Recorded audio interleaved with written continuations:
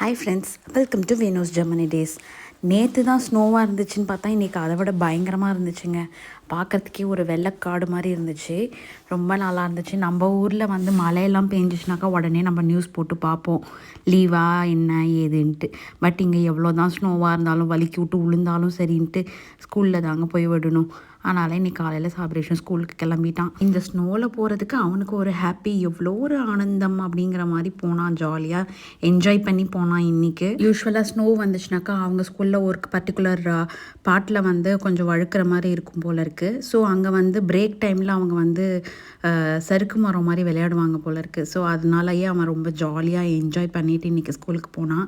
எங்களுக்கு தான் ரொம்ப பயமாக இருந்துச்சுங்க. ஒவ்வொரு ஸ்டெப்பும் பார்த்து பார்த்து எடுத்து வச்சோம். ஏன்னா ஐசி சர்ஃபேஸாக இருந்ததுனால வழுக்கி விழுறதுக்கு நிறையா சான்சஸ் இருந்துச்சு. நிறைய பேர் வழுக்கவும் செஞ்சாங்க. பட் அவங்களுக்குலாம் ஏற்கனவே பழக்கம் இருக்கிறதுனால டேக்கிள் பண்ணிக்கிட்டாங்க. நம்மளுக்கு இது ஃபஸ்ட்டு ஸ்னோ இல்லையா.